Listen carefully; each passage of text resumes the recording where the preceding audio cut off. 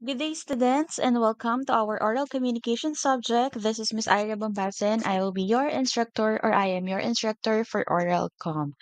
So, for today's class, we will be having our lesson 4. We will be talking about the verbal and non-verbal communication. So, we will be having these objectives. First, in verbal communication, the aspects of voice usage. B, characteristics of an effective voice. C. Factors influencing voice. D. Things to consider when using verbal communication. And in the other part or second part, we have the nonverbal communication. We will be talking about the categories, types, and examples of nonverbal communication. So, a combination of verbal and nonverbal communication will make communication more effective. So, people communicate in different ways, okay? And every time we do so, it always serves a specific function. This is what I also told you in our first lesson, no? That whenever we communicate, iba't iba yung functions or iba't iba yung goals, no? Bago tayo makipag-communicate, alam na natin sa isipan natin kung ano yung rason kung bakit tayo nakikipag-usap. We already have in our mind kung ano yung sagot na gusto nating makuha. Okay, so these functions highlight how humans use language for different purposes, and each function stresses on how language is utilized and how it is affected and influenced by time. Now, as time passes by, okay, so our body has a language of its own. All of us are receptive to these forms of communication. So, usually, now both of these modes of communication are used hand in hand. Okay, so when I ask you, kailangan po bang pumili kung ang gagamitin mo ay verbal or non-verbal communication to make the communication process more effective and more successful? So the answer is no. Hindi mo kailangan pumili kasi you have to use both of them. No, it goes hand in hand to promote better understanding. So this is the combination of verbal and non-verbal communication, which of course will make the communication more effective.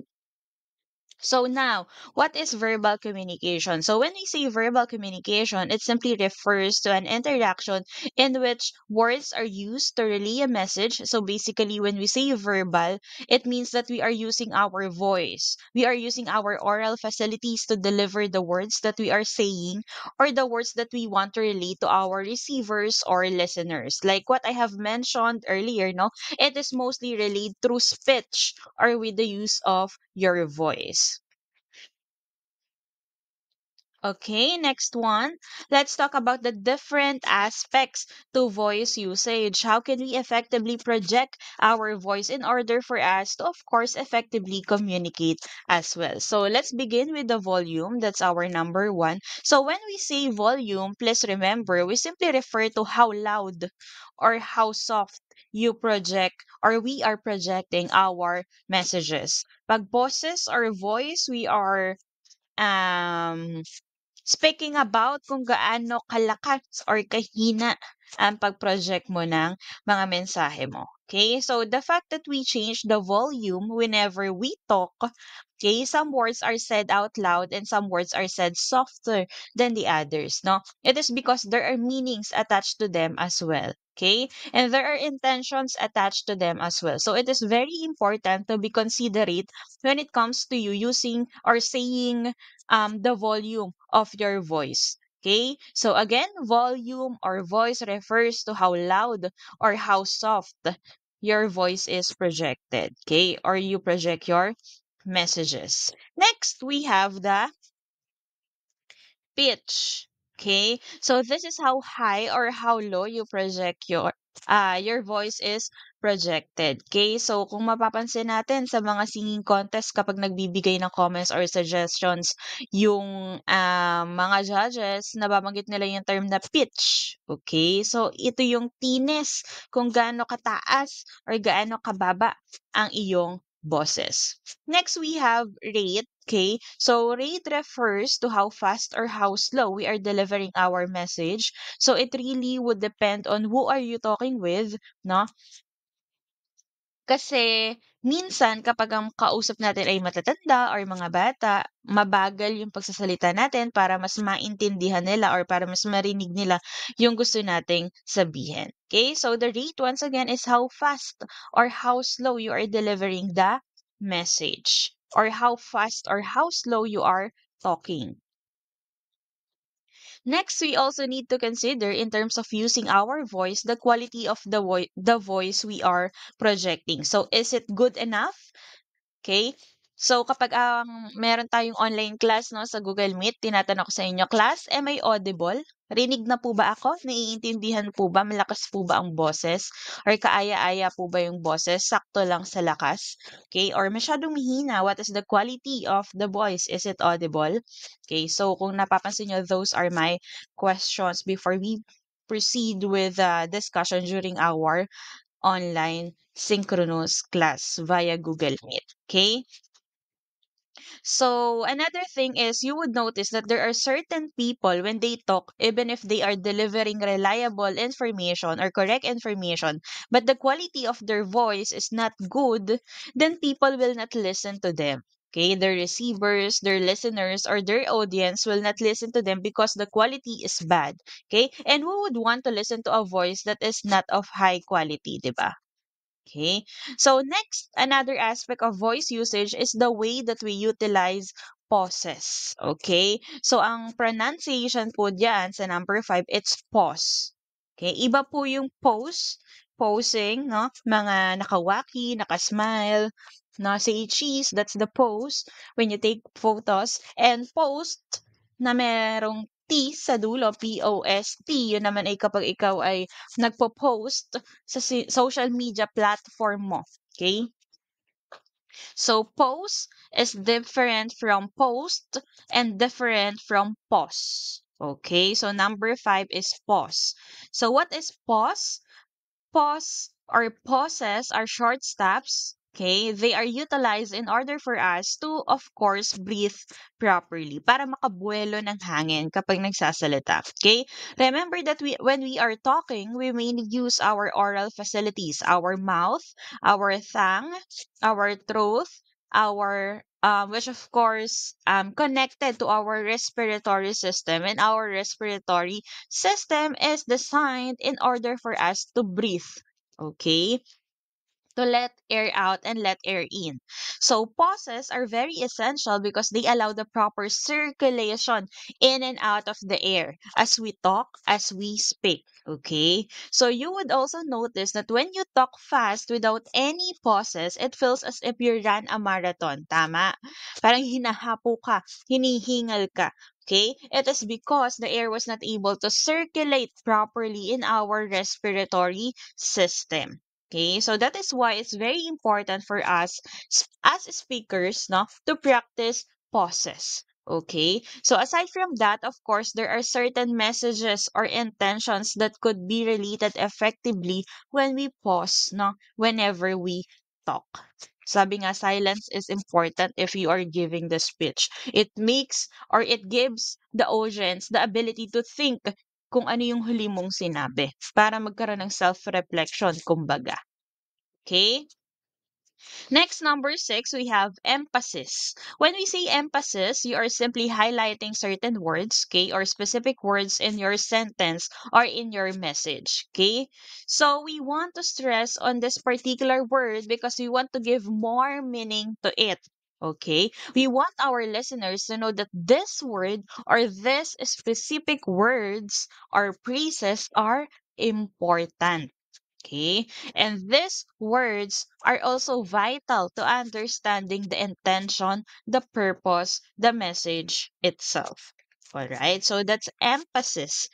Next, last but not the least, in terms of using our voices in communicating, you also need to consider variety. So, ano po yung variety, Miss I?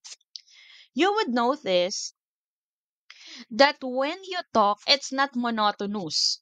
No, pag sinabi nating monotonous, yung modulation, yung boses mo kung gaano kalakas ay ganito na from the start until the end. Okay? But usually it varies volume, it varies pitch, it varies rate, it varies in quality. Okay? So there is variety by default. There is already variety. It's just a matter, of course, of knowing when to change it up. Okay? When to give that flavor to your voice usage. Okay? So kung gusto mong mas marinig ka or magkaroon ng emphasis sa words, sabi nga, emphasis is giving more importance to specific words or phrases, nilalakasan mo yung boses mo. Okay? For example, class, I'm reminding everyone that our monthly examination would be on August. Okay? August 8th, 2025. Don't forget about that, okay? So, yun na. Pag nababago yung boses, yun yung variety. Binibigyan mo kasi ng importansya depende sa iyong purpose kung papalakasin or papahinain mo yung boses, no? And may mga actors tayo and actresses na kapag nag-a-act sila, kahit sobrang hina ng boses, tagus pa rin yung message, no?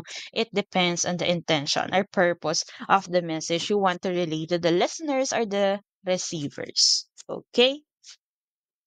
All right. So the next one, no, aside from the good knowledge of different aspects of voice usage, a voice could be considered effective when it is number one, first and foremost, audible.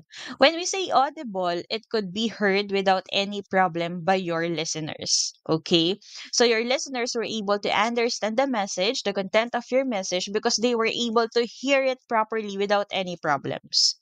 Okay. So, for example, if you are speaking in front of a large audience, what could make your voice more audible for them? So, you don't need to always shout it out loud. You can talk louder than normal, louder than usual, but you can also utilize certain things such as a microphone or probably a megaphone, not to adjust the volume of your voice to make it, of course, even more audible for your audience.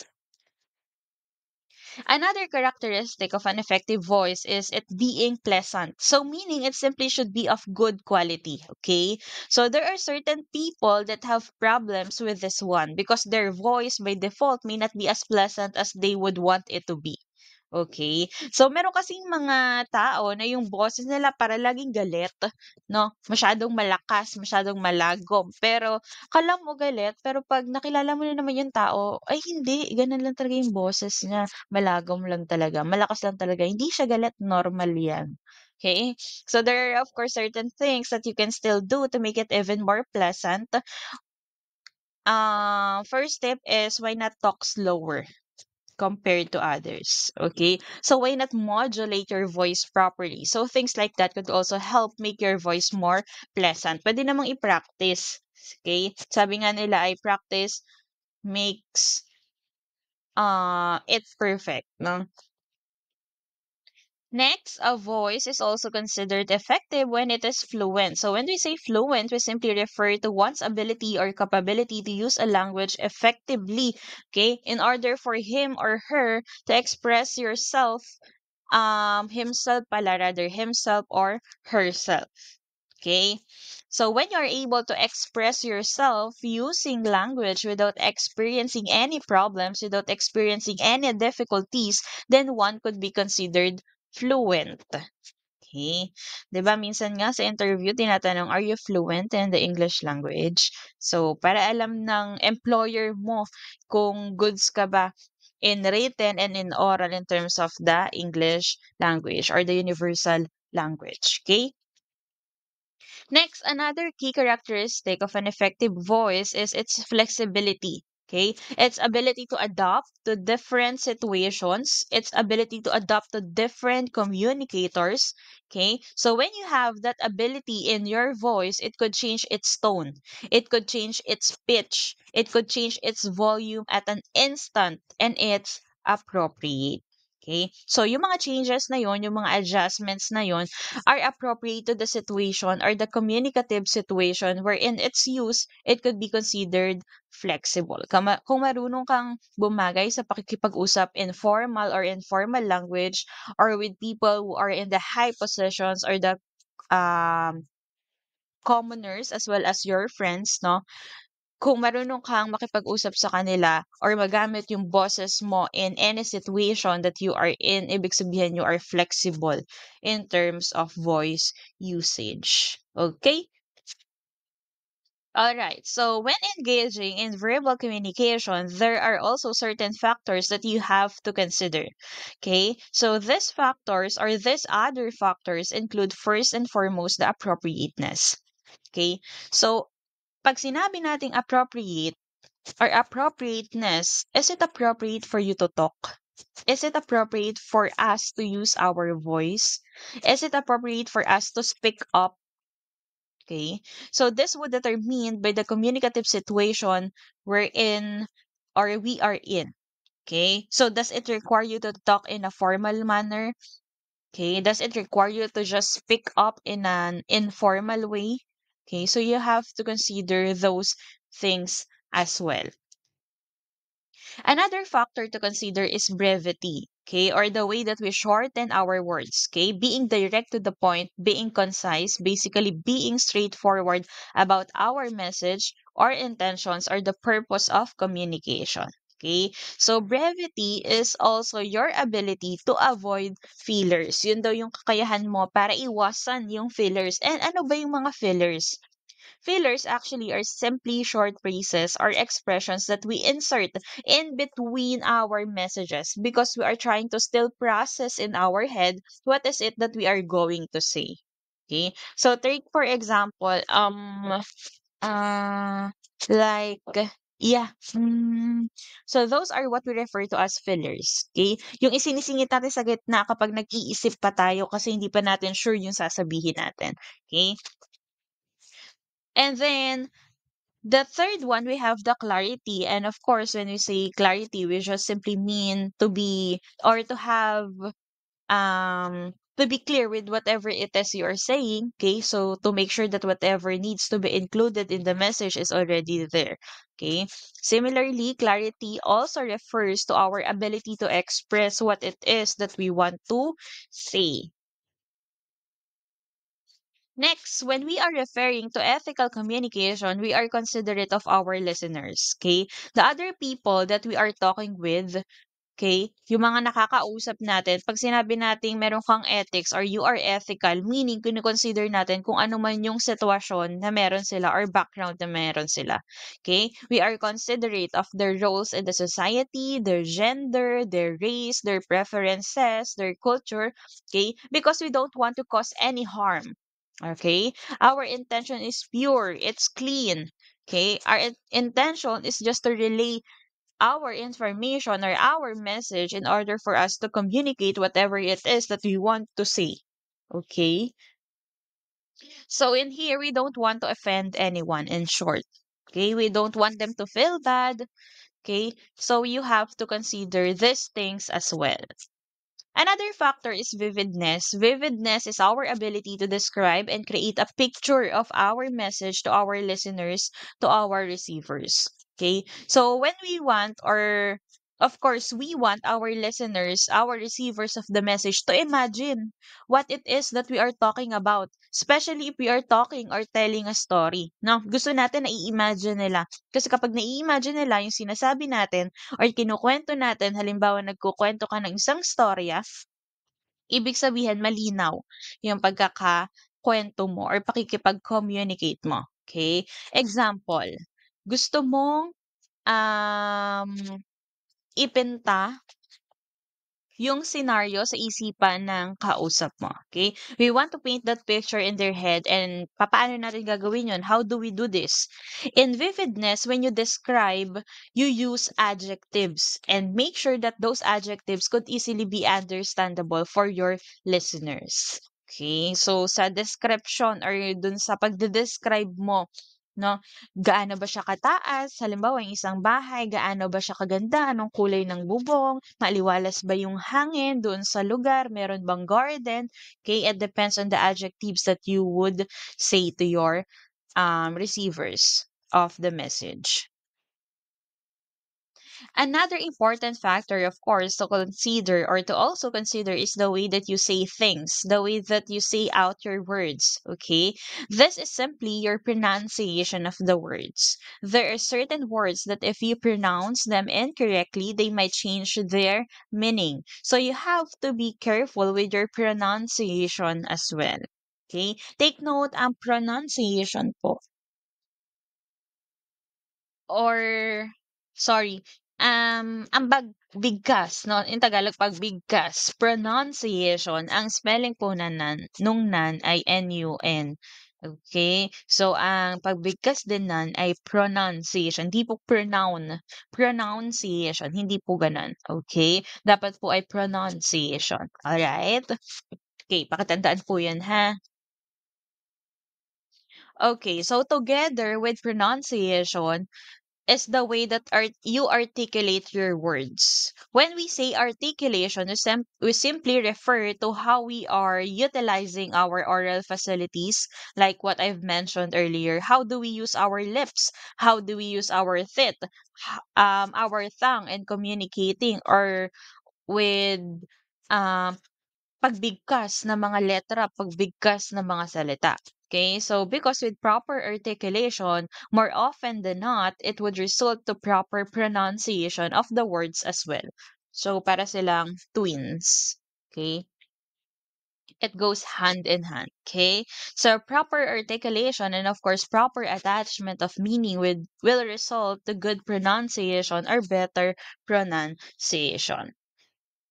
Of course, next we have dialects. Okay, so we need also to be considerate in using verbal communication.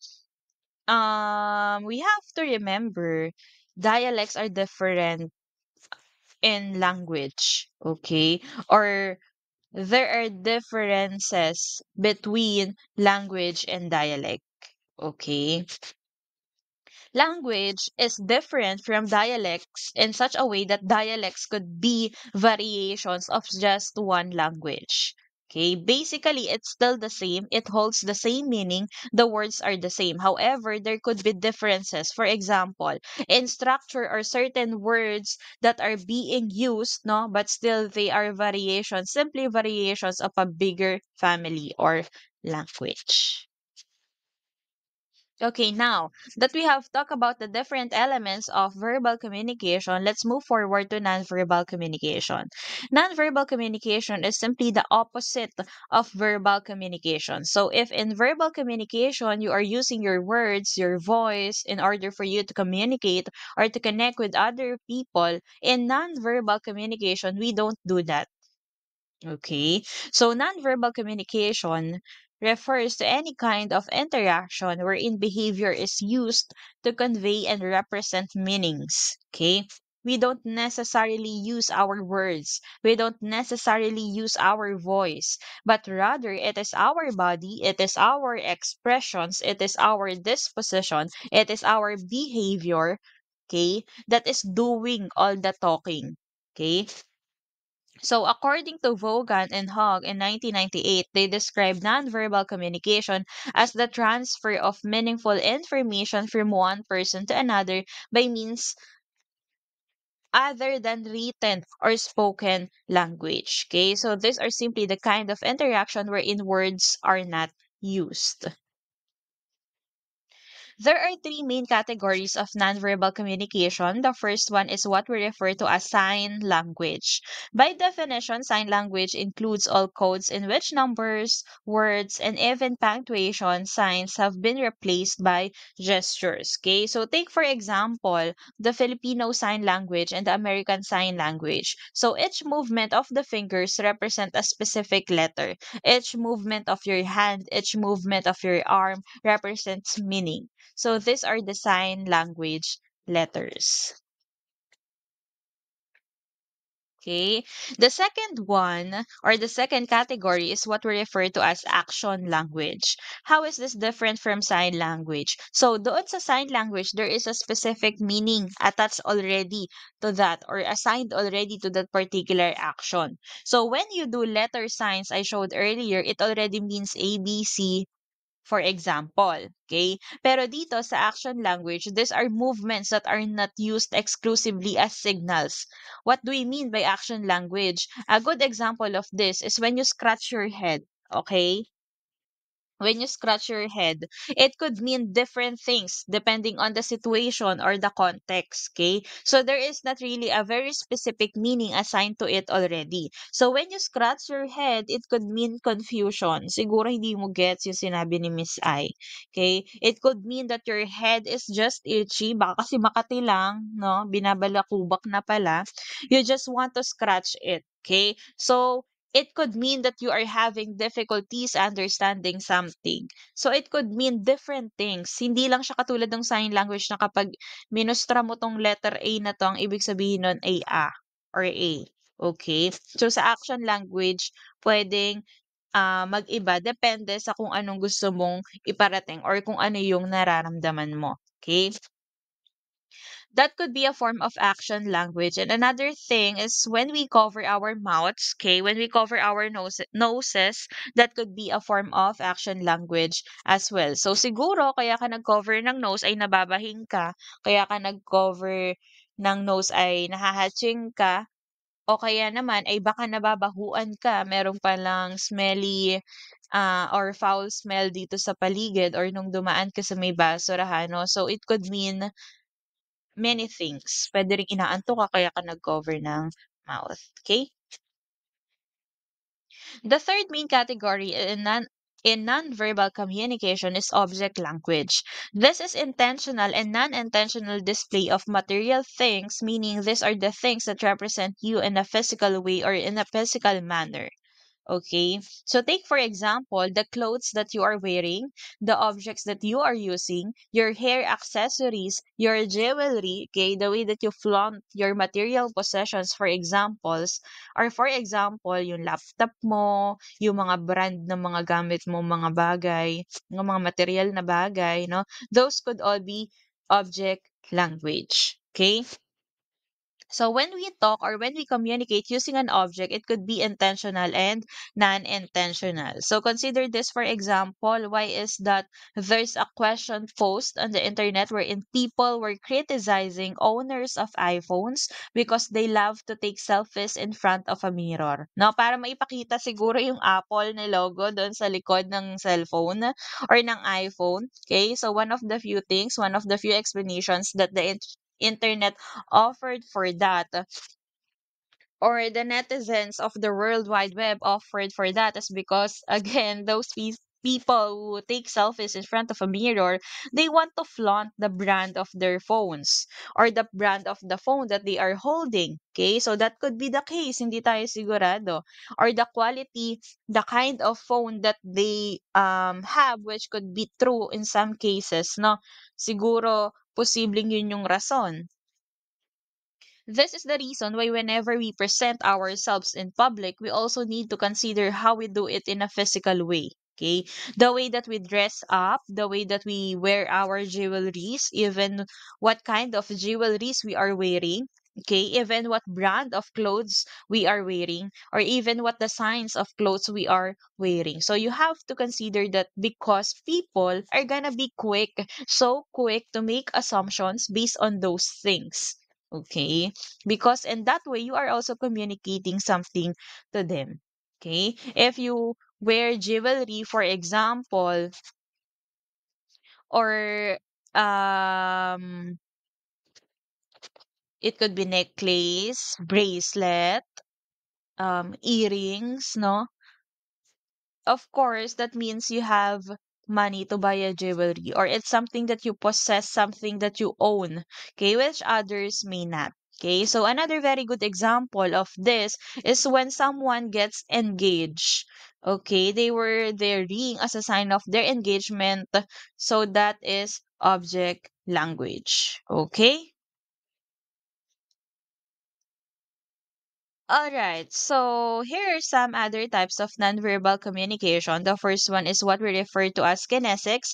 It's simply the study of how your hand, your arm, your body, your face moves as a form of communication. Okay, and kinesics is actually considered to be the most well-known type of nonverbal communication. So take this one, for example, when a teacher walks inside the classroom, you would notice how students would straighten their bodies up. Okay, so fix their things, itatago na yung yellow paper na ginagawa or assignment na hindi pa natatapos, no? With even without the teacher telling them to do it. Okay. So, same in an office setup, if your boss walks past by, you would notice that your body automatically reacts to it by strengthening up your body. Okay? So, kapag nag-Facebook ka, dumaan yung boss mo, matik, diretso calculator, or form, or kaya photo ng basta patungkol sa trabaho. Okay? So, meaning you're trying to go back to doing some work related to your job, of course. So those things could communicate something already. Okay, so we also have here haptics. Actually, when I was a student, kung paano ko to alalahanin, no, pinasaulo kasi sa amin ito before, ay haplos. Okay, because haptics, actually, this is the study of communication through touch. Okay, so this is aside from kinesics, this is also one of the most effective way of using nonverbal communication. Why? Because it is direct. No, you are using your hands, your arms to represent meanings or to deliver messages. A very good example of this one is when your friend is feeling down and you don't have any words to say. Even if you don't say anything but you give them a hug, it already says a lot. Okay, so kahit yung simpleng pagyakap meron na yung meaning.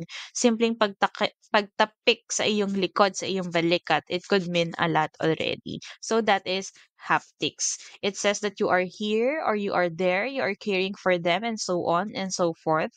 Okay, so the power of touch is also a very good tool in communicating what you want to say. Even kisses, for example, again, they could be considered as a form of haptics.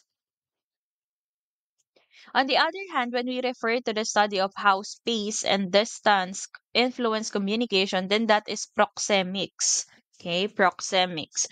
When we say proxemics, we have different ideas of what is close, what is not. I don't know if you have noticed this, but if a person, for example, lives in a province or in a suburbs, you would notice that their concept of distance is different from those who live in the city. Okay? Take for example, if someone says it's just close by in the suburbs or in the province, pag taga-probinsya ka sinabi, malapit lang.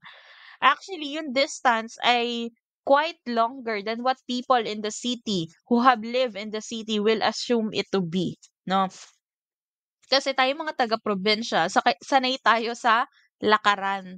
Yung sinasabi natin na malapit lang para sa mga taga-Maynila o sa mga taga-siyudad, para sa kanila malayo na yun.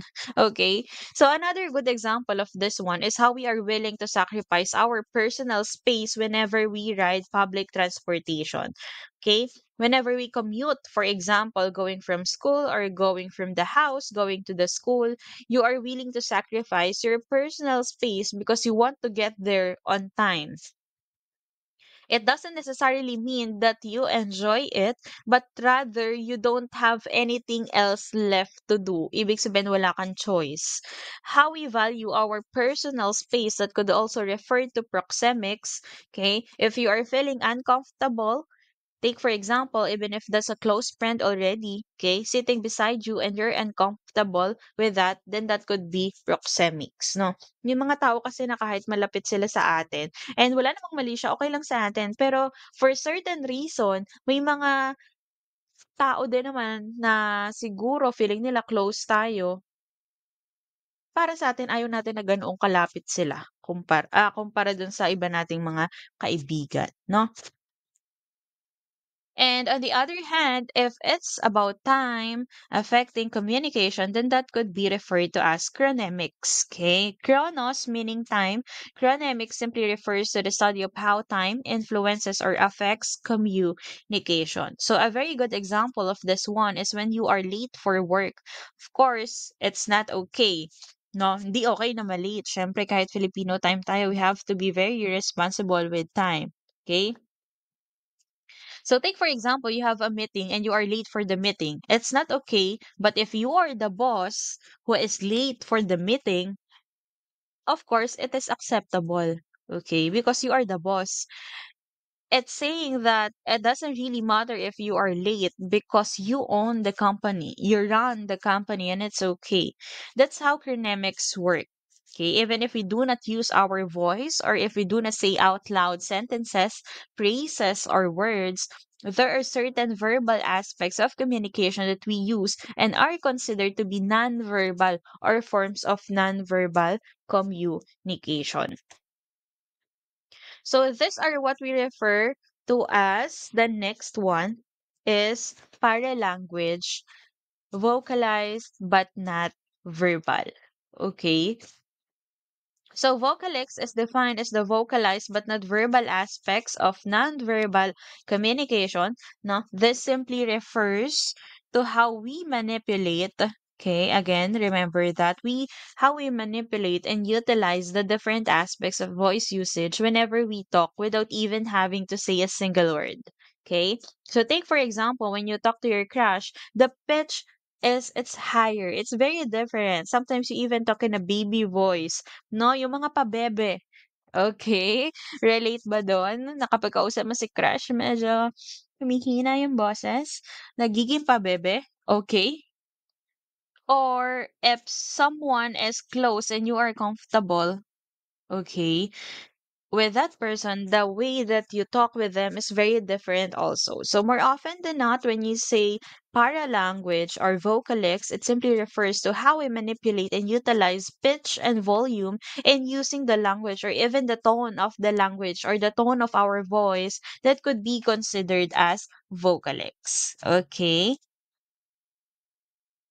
And of course, we have here also the other examples of nonverbal cues, which include stares, smiles, manners of walking, standing, and sitting, physical appearance, style or attire, attitudes toward time and space, personality, movement, and gestures. Okay, so these nonverbal cues complement a verbal message by adding to its meaning. They can also be used to substitute for verbal messages or emphasize whatever is being said. Now, we have to remember that for one to be considered an effective communicator, a person needs to boost his or her verbal expressions with non-verbal one. Again, you don't have to choose. You have to use both verbal and non-verbal. Hindi ka pipili kung alin. You have to use both of them. Okay? That's the recommendation in order for you to have a more successful communication. But of course, there are cases na hindi naman posibleng dalawa, di ba? Sa mga kapatid nating hindi nakakapagsalita or may mga kapansanan, mga pipe and bingi, they won't be able to use both. But for the recommendation for those who can be applied this technique to use both, we recommend to use both. Okay. Another thing is that it's a matter of complementing one with the other. Okay, so it's not about choosing whether I have to stay with verbal communication or I only have to use verbal communication or I only have to use nonverbal communication in this situation. No, it doesn't work that way. When you strike a good balance between using verbal expressions and nonverbal ones, then you would be an effective communicator because more often than not, our verbal communications will find or will give more meaning when it is complemented with non-verbal ones. So like what I am doing during our face-to-face classes, no?